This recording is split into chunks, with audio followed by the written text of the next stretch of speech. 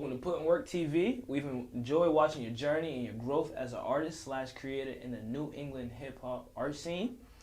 And we really want to hear more about your story. Our focus is allowing our guests to tell their stories front and center and without judgment or opinion. Let's dive straight the fuck in. How did it all begin? And what's your name? What do you do? Alright, so my name's Jay. I go by the name Jay All Over. Jay All Over? About 11 months ago, I started DJing, and now I'm here at the illustrious Put-in-Work Studios.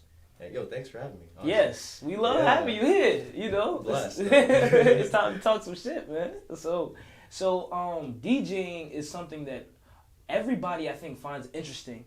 If somebody plays a lot of good songs on aux, you fuck with them because now you'll send them a playlist. He'll send you yours. You'll check out my SoundCloud. You go to a party and the DJ's been playing so many fire songs, you don't know how long he can go like this. Every song is made you move. So you're going to come back to that venue every time. You're going to bring your friends. You're going to tell all your peoples to go there. So it's such a beloved profession. But like, what made you want to do it and become good at it?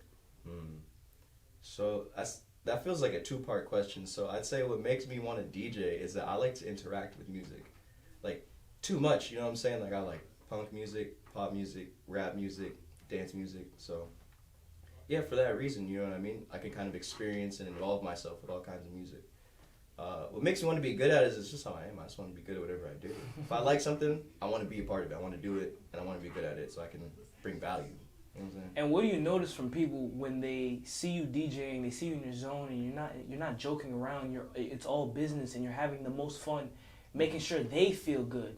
Like, what are the type of reactions you're getting from your mom or your auntie, your cousin, your friend, or your old classmate when they see you on social media and you're like, yo, this is Jay DJing and people are rocking?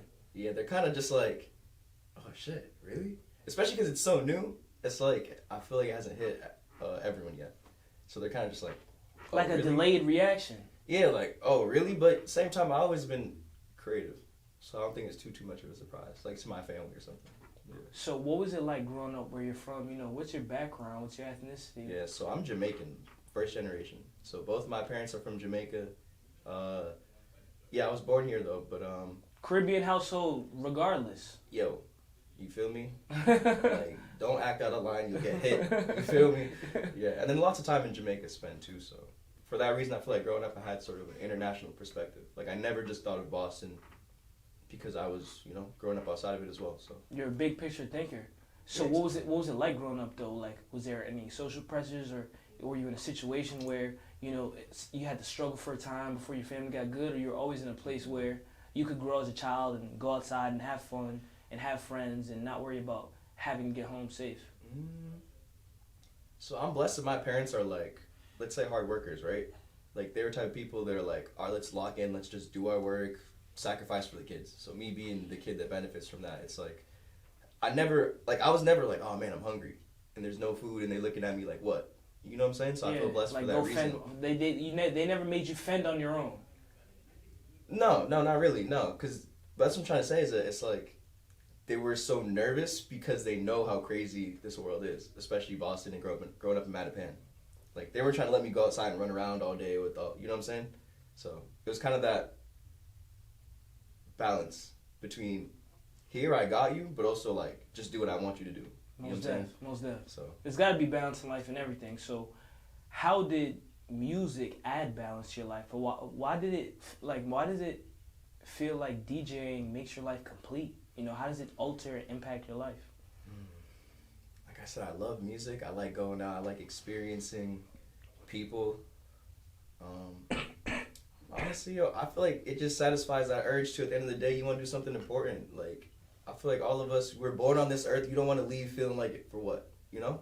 So for me, music, it like stirs me, dog. Like, I've been telling the homies, like, if I really like a song, like, I feel crazy. I feel an emotional shift. It's like serious. So that's why I picked DJ and said, let's go do this. Most definitely. So instead of asking you what's your discography look like, you know, what can we expect from your mixes? Are we talking about EDM here? Are we talking about dance? Are we talking about Afro beats? Are we talking about Caribbean and soulful cultural beats? Like, what are we hearing from Jay All Over's DJing? If we're gonna go to a party, are we bumping to, you know, mainstream hits? Are we bumping to groovy dances, and are we taking a girl on the dance floor and dancing bachata with her? Hey, what are we doing? Hey, yo, no lie.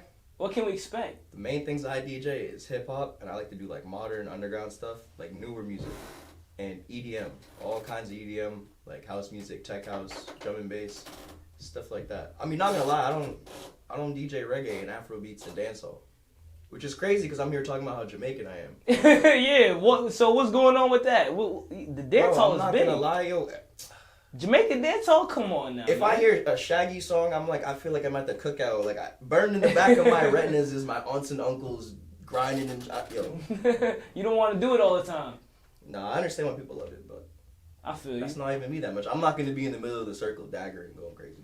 So when you're behind that table and you're seeing everybody around you, this is big venue and the lights are dimmed and everybody's wearing their best outfits, they're drinking, they're getting high. What are you trying to give them? Beyond an experience, what is Jay trying to give them? What are they leaving with there that night after Jay DJs or hosts a party? I want to give them enlightenment. On what? Explain that. I want to make them feel like there's something more out there. Like, I want them to reach that feeling, that emotional shift that I experience with music, where they feel like, yo, like, there's power in this. This is crazy. You know what I'm saying? I feel like we often downplay a lot of things in our lives. But at the end of the day, gathering is like one of the most ancient human things there is. You know what I'm saying? Socializing. You know what I'm saying? So DJing is kind of like, you can be a center of that. You can bring people together and have them leave with new friends, new business connections, new lovers. You know what I'm saying? Just because you had the vibe. You had the vibe. You were in the right energy to go start a family, to go make a business. Come on now. Right, because what's happening after they leave Jay's party? You feel me? You getting shorties and you putting them through the mattress. Stop playing. Speaking of, respectfully, tell us a put in work moment you had while DJing. And what a put in work moment is, we have a section where a put in work moment is a moment where you felt as though you did extra. You went above and beyond to put in work, or you had a grand reaction. You had somebody start a fight. They were so excited. You had somebody feel so passionate about your music. They came up and they were talking to you all night and wouldn't stop talking. What is a put in work moment? If you could tell us one story that you have that's occurred at an event or a function or a party, what's a put in work moment that Jay's had? I will say that people love to come stand by the booth and just chat. Most def. But I'll give you two real quick. So we did this event, Sneaky Link, and it was actually the day before my birthday, but we knew about it for like a month, and it was at Good Life, so it was like 2 floors, like club. First club event that I DJ'd. It was cool. So was it nerve-wracking? It was, bro. But like went made flyers. I'm out there taping flyers up. I'm out there chatting. Like that was definitely the most serious business. I was putting it, like I'm outside putting out flyers. It's cold. It is frigid. I'm out there hanging them up. Because I cared that much. But I feel like the most that I put in work for music was like way back when I was like rapping, and I had this friend who went by Gecko, and he was like, "Yo, I have a show in New York." Shout out Gecko. Shout out the last Gecko. He's in Atlanta right now. And he was like, "Yo, you're my little nigga. Come through. I want you to do this." So we drove out there. No hotel, no Airbnb, because I was last minute. We slept in my car. It was cold as fuck. It's always cold in these stories. And then we went in there, bro. I wasn't even old enough to go in because it's like a bar or something. I was like 18. So we go in there, we go upstairs, and I'm performing for like 3 people. Like, Woody drove 3 hours from New York, slept in my car to perform for 3 people just because I wanted to be, you know what I'm saying, a part of the music, a part of that moment. So I feel like that's kind of like... That's a put in work moment. That takes balls to be like, you know what, fuck it. Because I might be looking at 3 people now, but I'm breaking my own boundaries and I'm exceeding my own limitations because I can perform in 3 people so that when I perform in front of 300,000 at Lollapalooza DJing, I'm going to be okay. Yeah. It's the same thing that's going to carry you if it's 3 people or 300,000. It's exactly. Being able to put it all out there on the table. So that leads me to my next question. You don't necessarily create from scratch, but in terms of how do you create the vibe, that's something that is created by the DJ, and you're in control of that. So what is your process of creating the vibe, and what did you learn from that process? My step 1 is song selection. I feel like you want to pick a good song. You want to pick a song that maybe people know it, but it also has the right rhythm. It might connect to the other songs that you have. You know what I'm trying to say? Okay. So, yeah, I think song selection is a really, really big part, especially with hip hop, because you don't often play songs over each other. So how do you move a room? How do you move the room? Yo, it's kind of like a sixth sense. Like, you can look around and be like, all right, like, these motherfuckers, they'll get sturdy if I play that shit. So you spin Pop Smoke or something that you know, because you got to play the parts of the room too. You look over there, there's women over there, maybe they want to dance to something else. Maybe there's a bunch of younger guys, they want to mosh a little bit. You got to sample flavors a little bit. And then once you start to read, like, who's responding, now you know. So being aware of your surroundings is very important. Yeah, 100%. And so what'd you learn from that for the times that you might have played a song? Because this definitely happened at least once, where you played a song and you didn't get the reaction you thought you were going to get. You're like, all right, fuck it, I got to recoup with nothing. Yeah. You know what I mean? Yeah, recoup like, with another one. What is this? Like, what the? Yo, get this. Yeah. Get him out of here. Yeah. So what'd you learn from this process? Always, you want to be able to adapt quickly. So being adaptable is very important. Yeah. That's a fact. Each transition you want to say, this is a song I'm going to play, but I have two others I could switch to quickly. If they don't like this, if I don't like this, you know, different things like that. So what motivates you the most? Is it seeing people happy because you can make them happy through good music? What motivates you the most? I feel like I'm trying to get to this place where you just feel like, you know, I'm not going to lie, we get dopamine from the process. We do. So at the end of the day, I really just enjoy the journey and I try not to worry too much about it. Because especially being a DJ, it's like there's always another party. You know what I'm trying to say? Because I battle with that too. Like, is there going to be a certain amount of people in the crowd? Is it a certain, you know what I mean? Because you're human at the end of the day. Well, that's what I'm saying. Like, I still got to, you know, yeah, like when you said earlier, you said Drake shit and piss too. Yeah. Every day. He's you a gotta sit regular in the person. toilet. Yeah. It's Drake. So, you know, at the same time too, I'm like, I got to enjoy the process. I think that's why I like DJing most, is that I'm enjoying the process. Like, the idea of, like, let's go travel. Let me go support this artist. Let me be able to do my own thing. That's what I like. So what do you wish you would have known before you started? Like, yo, don't touch that button on the turntable. It's gonna fuck this shit up. Like, yeah. don't skip that song. Don't ever switch a song like that. What do you wish? If you could give me 3 things you wish you would have known before you started DJing, tell me them now. Yeah, one would definitely be, you want to play more of the song than less of the song. Because I was under the impression that you have to mix constantly. Like, there's a lot of songs, people just want to hear the whole thing. They want to hear the whole song, and you're worried about, and it's like, you're fucking it up. You know what I mean? It's like, people are enjoying the music. It's not always necessarily, let me perform and be like that. Yeah, I feel like for DJing, I'm still so early in it too. Like, I'm not gonna act like I got a bunch of tips and tricks. I'm still observing and I'm that still doesn't learning. mean that you don't know anything. What's your second and third? My second and third, it would be, you don't have to mix in key if you can, like, use your ears really well. Okay. You know what I'm saying? Like, sometimes there's sound effects and different things, you know? And also, I think the third one would be just break the rules. I guess that's the second. Like, break the rules. Break the rules how? Break the rules. Like, let's say 2 songs, to mix them, you want to have them at, like, the same BPM, right? So I might speed up one song and leave the other one. But it's like, what if I like this ad-lib and I can mix this ad-lib in there? They're like, oh, I know, that's an Uzi ad-lib. It's an Uzi ad-lib. Drop it. Don't change the BPM. You know what I'm saying? Don't always mix them in. Don't always do the thing that the YouTube video told you, right? So it's being fluid and being original while also still adhering to the principles of DJing. Fuck the principles. Yeah.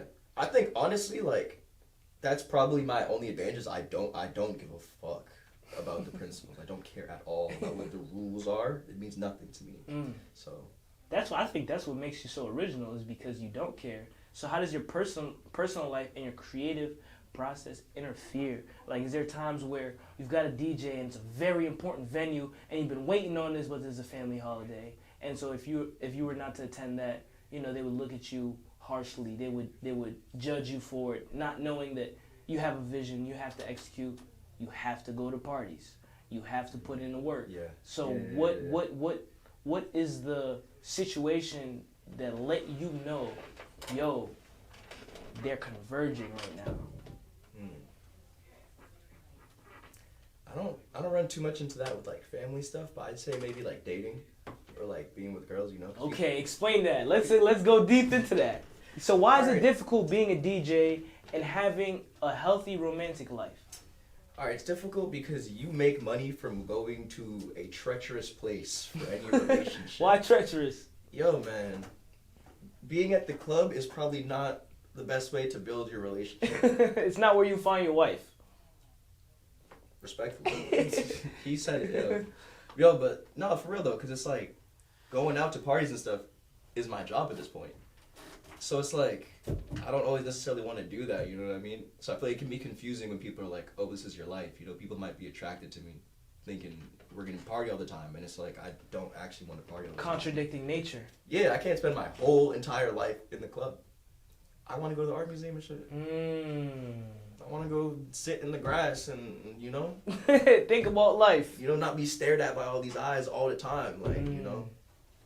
So what would you tell somebody who's looking to start their careers and get to where you're at, who may have a difficult time with time management, who may have a difficult time not letting their two lives mesh, who don't have everything all together just yet? What are you gonna tell them? They're trying to get behind the table. They're trying to get the crowd lit. They want people to have fun. What is Jay all over telling them? Because they're watching right now and they're thinking, you know what? I have a DJ. I have a table in my house, or my daddy's into music, or I have a studio near, and I've just been scared because I don't know what any of the buttons mean. What are you gonna tell? What do you tell those guys? I'd say, do the work to learn the craft. You know, like as much as you don't have to care about, let's say, the rules. Like you said, learn what the button does. What are the possibilities? Like that's very important. I'd say the second thing is you want to own your work as soon as you can. So, like me and my cousin, we have a business called Junk. So it's our entertainment company, so I can throw my own event. You know what I'm saying? So explain how that works. What do you guys do? So yeah, we do entertainment, and we're in partnership with like a record label in California, so which is building. There's so yeah, but we also do club events and stuff like that. So you can reach out to us and hire us if you say want us to do your programming, as in you want us to get like artists and different things for your event. But yeah, so when you throw the club event, you can just DJ it. So oftentimes people have different music tastes, or you know, maybe they're having trouble with the promoters who are doing their own events. Like, own your work, because then you can throw your event, you can put yourself up, and you can put that trust in yourself. I think a lot of DJs need to know that, because you don't have to wait for someone to book you. Book yourself. You know what I'm saying? Free game you just gave y'all. So what is the hardest part of your journey as a DJ? What are the things that what is that one thing that people might not even expect is very, very difficult for you when you do all these other things very well? I'd say promoting when you're not making your own music. Right? Okay, explain that. So if you drop a song, you have so many chances to say, hey, look what I'm doing. You can post your lyrics, you can post you in the studio making it, you can, like, to be a DJ, it's like, I have to kind of have a party first to even take a photo of me at a party so people know that I actually do this. So, which kind of goes back to, like, put yourself on. But I'd say that's kind of the hardest part sometimes is, like, how do I show myself doing the craft, especially so early on, where it's like, I'm not, you know, at Rolling Loud in this festival every week to show, you know, people. Right. Yeah. So that to me is inspiring, bro, because, like, the same person who might see Jay all over, have his entertainment company, paired up with a record label, going to parties, seeing beautiful women, seeing guys out there that they can connect with in terms of business, being behind the table and making everybody have a good night. Yet, you just might want to go home and watch a show with some popcorn, kick your feet up, and just chill. Yeah. Like, that to me is amazing, man, because it just shows that no matter what, you know, you're gonna have to do things you don't like, and you're gonna have to learn things you didn't know. So as long as you keep doing that, I think you'll be in a great place. And that segues into my next question, where I would ask you where you see yourself in 5 years, but I'd rather ask you what are you going to become in 5 years. I want to see what you think you can become and what type of man you're going to decide to be. Because if you already got this entertainment business set up, then who knows in 5 years where it'd be. If you throw a party, all of New England goes to it. So what do you become in the next 5 years, Jay all over? I see myself as a leader, honestly. You know, which is kind of like, with great power comes a responsibility. Yeah, with great power comes great responsibility. You know what I'm saying? Which is corny, but it's true. It's like when you're the leader, you can't just be, you know, swinging your sword and stuff, you know, being a dickhead. It's like you got to put people on. You got to, you know, have humility. You got to say, I might do a lot of work for someone else to benefit, and stuff like that. That's a fact. Yeah.